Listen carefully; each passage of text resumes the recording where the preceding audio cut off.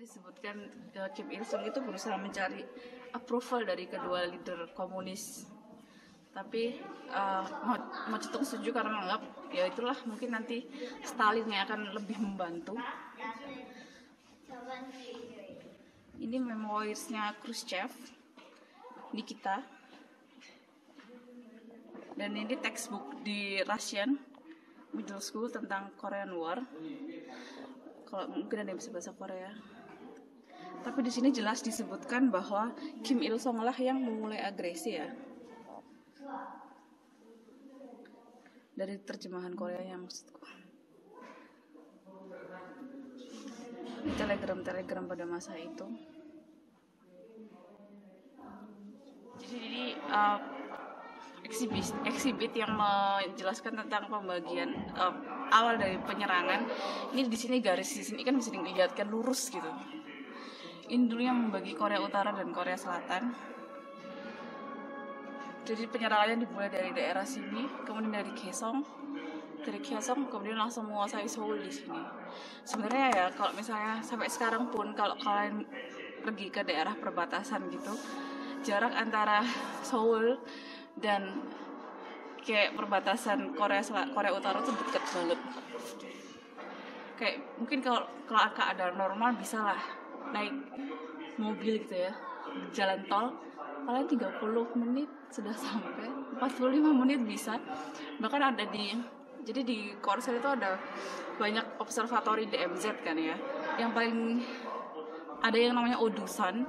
Jadi kita bisa ngelihat lewat lensa gitu, Korea Utara itu sangat dekat. Bahkan kalau itu kan dibatasi ada kayak lautnya gitu ya. Jadi kalau lautnya pas surut kan bisa jalan ke area Korea Utara itu bisa 15 menit gitu kayak kalau naik boat. Jadi memang sedekat itu sih.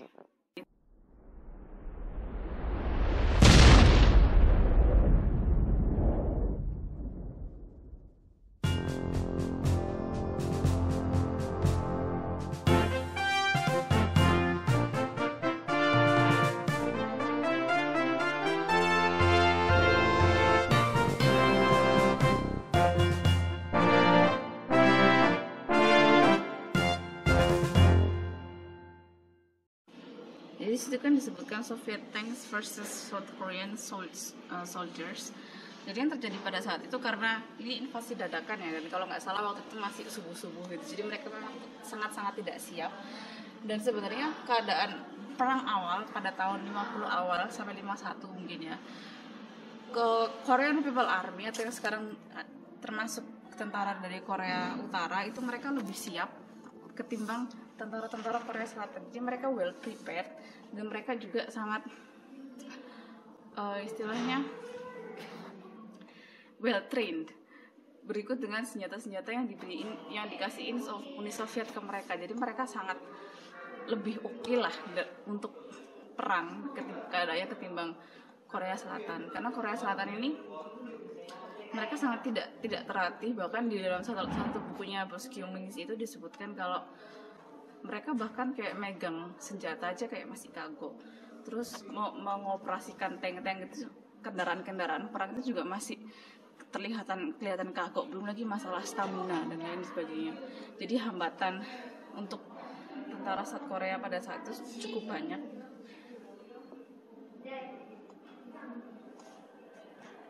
US Forces sendiri yang berada di bawah UN itu sudah masuk secara resmi sekitar 28 Juni, beberapa hari setelah perang Korea dimulai. Jadi saat itu UN Security Council lah yang memberikan mandat, oke, kita bisa intervensi ke sana gitu. Jadi sudah legal istilahnya keterangannya. Jadi saat itu Presiden US adalah Harry Truman. Beliaulah yang meminta United Security Council, Dewan Keamanan PBB untuk memberikan izin. UN Forces, tapi waktu itu kebanyakan yang sudah ada di sini adalah UN Forces US, sorry.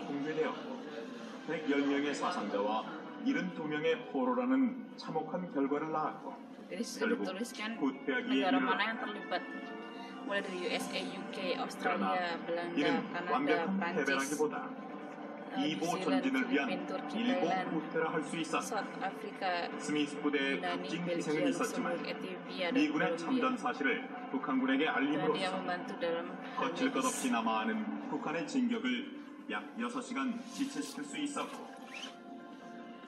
후속부대를 투입할 수 있는 시간을 벌 수 있었다.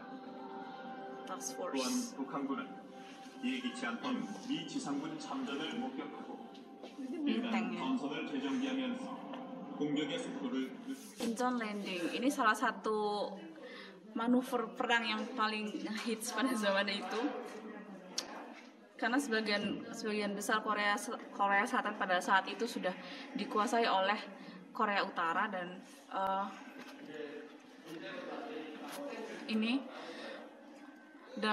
pasukan US dan UN itu sudah lumayan desperate gitu.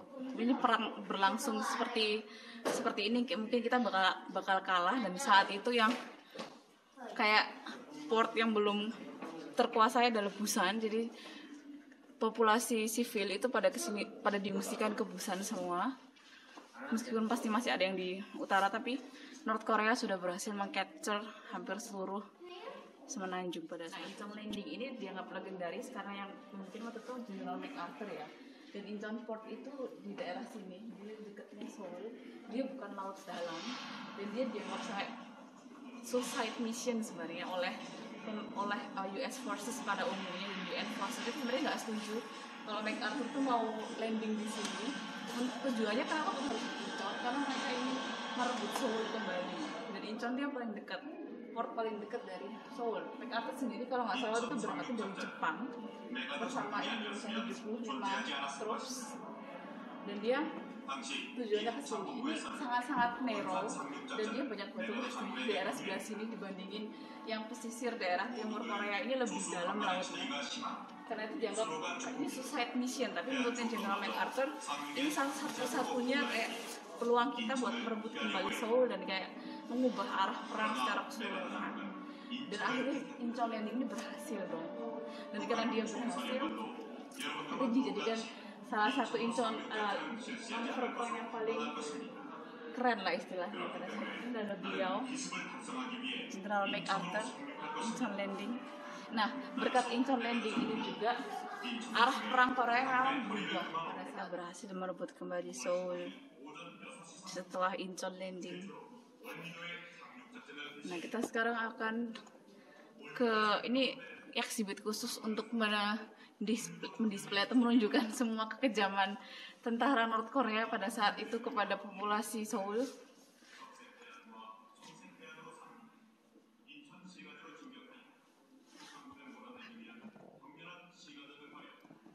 Dan karena kekejaman tentara Korea Utara inilah banyak orang yang sudah mulai disillusion atau udah mulai kayak tidak percaya lagi pada kayak slogan-slogan sosialis komunisme yang waktu itu digembor-gemborkan oleh bagian utara ya.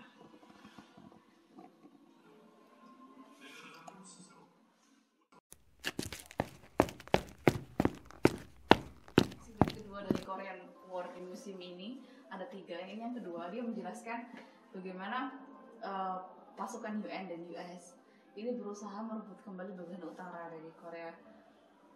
Dan ini kayak sejarah awalnya. Sebenarnya mereka hampir berhasil mendorong pasukan KPA dan Soviet ini sampai ke atas daerah sini, hampir berhasil.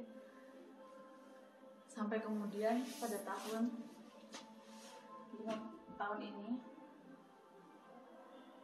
pasukan dari Cina itu memutuskan masuk. Jadi si Mao Zedong itu memutuskan untuk yaudahlah kita bergabung aja, karena dia tidak ingin batasannya antara Korea dan Cina itu kayak dikuasai oleh Amerika Serikat gitu lah, buffer zone-nya kan. Dan dia karena pasukan Chinese ini bergabung, pasukan gabungan UN dan ROK itu kayak malah kemunduran lagi sampai akhirnya tahun 51 itu Seoul berhasil diokupasi lagi. Dan benar mereka juga hampir kalah di situ. Sampai akhirnya mereka berhasil mendorong mundur lagi semua pasukannya sampai ke tengah-tengah di dekat 38 North Parallel. Jadi batas DMZ yang kita tahu seperti sekarang.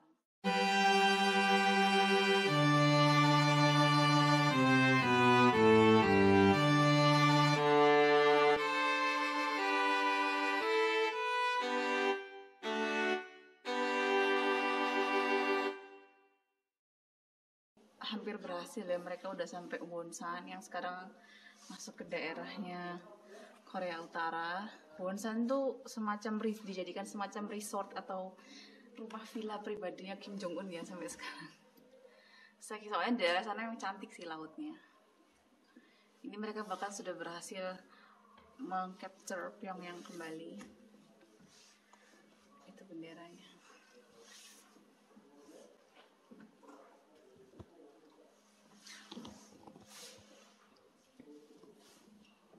Ini saat Cina berhasil masuk dari border atas Korea.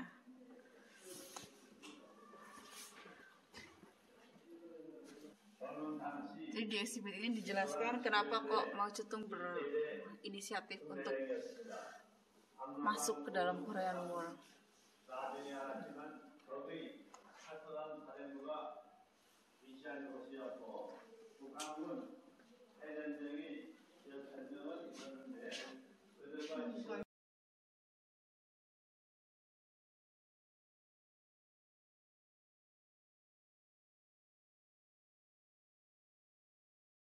Yang 6 evacuation.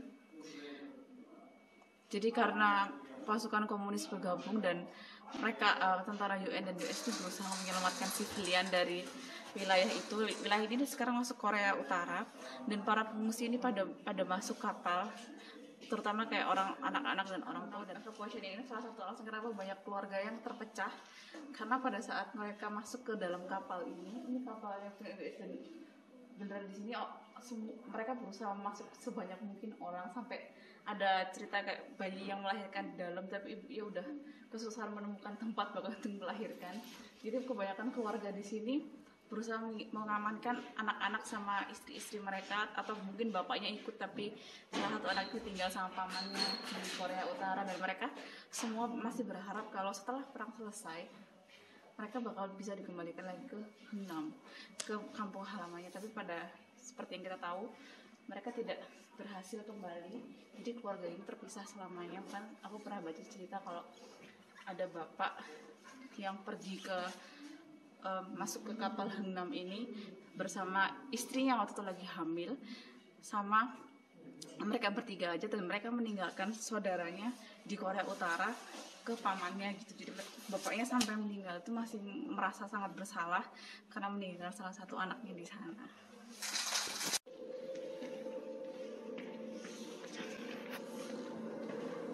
Jadi di museum ini juga dijelaskan secara detail berbagai taktik peperangan yang waktu itu dijalankan oleh kedua belah pihak, Air Force Operation, Human Bomb Operation. Bahkan itu mereka membicarakan tentang ada woman soldier juga, dan ada tentara dari student juga. Tadi di exhibit sebelumnya sih itu. Pembicaraan tentang gencatan senjata sudah dilakukan dari tahun 51. Waktu itu UN dan North Korea. Kita melihat di sini tidak ada perwakilan dari Korea Selatan. Kenapa? Kita ngomongin nanti.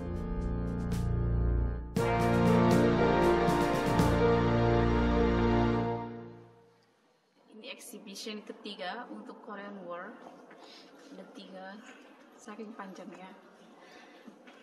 Dan ini sudah bagian yang ini kalau nggak salah, atau mereka belum ganti ya. Seingatku sih itu kayak menjelaskan tentang peace talk-nya, terus bagaimana mereka berterima kasih kepada US dan UN Force. Jadi memang dia fokus kepada peran UN di perang Korea seperti apa.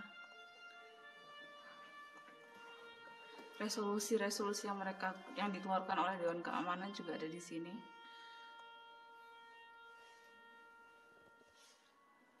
Di exhibit terakhir ini dijabarkan sedikit tentang pembangunan Korea, bagaimana mereka bisa maju. Kalau tidak salah, Jenderal MacArthur tuh saat Korean War baru selesai, dia yang bilang negara ini kayak agak tidak ada, kayak hopeless gitu ya, no hope karena saking rusaknya dan sangat miskin pada saat itu, tapi akhirnya mereka bisa menjadi negara maju dalam waktu yang sangat singkat sampai sekarang. Jadi lupa ngomong kan, kenapa Korea tidak ikut berpartisipasi dalam tanda tangan armistis?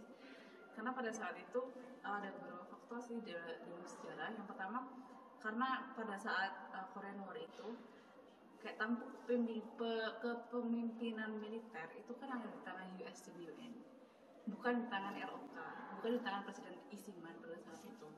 Karena itu yang tanda tangan armistis juga, yang tanda tangan armistis adalah pihak-pihak yang berperang. Juga ada yang bilang kalau itu kan hanya perjanjian gencatan senjata, bukan perjanjian pengakhiran perang atau perjanjian peace treaty gitu lah istilahnya.